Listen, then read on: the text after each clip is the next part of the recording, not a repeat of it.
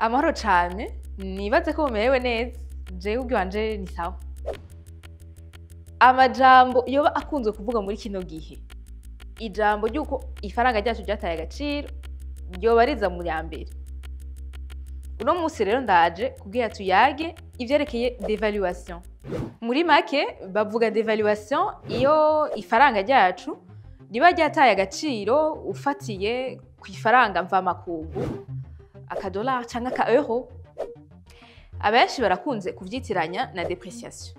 Nivyo mu Kirundi biba bishatse kuvuga yuko amafaranga yataye agaciro. Ariko biratandukanye. Kuko bavuga dévaluation iyo bivuye ku ngingo ya leta. Fata nk'ubu ibanki nkuru icitubwira iti kuva ubu idolari rimwe riravuye ku $3,000 rigiye ku $4,000 vy'amafaranga y'amarundi. Mugabo iyo ngingo ivuye ku kungene ifaranga ryifashe kw'isoko ariyo twita la loi du marché, niyo ca tuvuga yuko habaye depreciation. Fata nk'ubu nko mu gihe amafaranga mvamakungu yabuze, uwurifise aca avuga ati jewe ko naho ndaritanga ku $6,000 ubu ngira ndayatange ku $8,000 bivanye n'ukungene ryabuze. Muca mubitahura namwe yuko uwahora arirondera atasubira kurironka vyoroshe, aho ivyo bita la loi de l'offre et de la demande. Ivyo rero birakunda gushika akatari gake kandi ahantu hose no mu Burundi harimo. Kuva muri ntwarante w'2013 amafaranga y'u Burundi yaratakaje agaciro kugeza ku bice 80.3%, aho idolari rimwe ryavuye ku $1,608 rikagera ku mafaranga $2,209, aho ni mu mwaka uheze w'2024 ku giciro c'ibanki nkuru y'u Burundi. Dusubiye inyuma ku vyerekeye dévaluation, murashobora guca mumbaza muti none kubera iki igihugu gishobora kwikororera agaciro k'amafaranga yacu? Imvo ziratandukanye. Reka dufate akarorero kamwe. Mu mwaka w'2015 Ubushinwa bwarakoroye agaciro k'amafaranga yabwo kugira ngo ivyo bashora hanze bizimbuke, maze ibindi bihugu bihurumbire ivyo bakorerayo. Ivyo twaca tuvyita uguhiganwa kw'ivyo igihugu gihingura kw'isoko mpuzamakungu, ariyo compétitivité sur le marché international. Iyo ni imvo ya mbere. Imvo ya kabiri nayo ni ukugira abantu bakoresha hanini ibikorerwa mu gihugu iwabo, arivyo twita booster la consommation locale.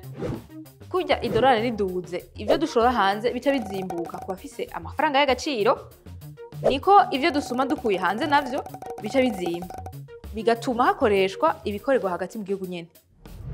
N'amashirahamwe akorera mu gihugu aca aronka isoko kuko atari karahiganwa n'ibivuye hanze.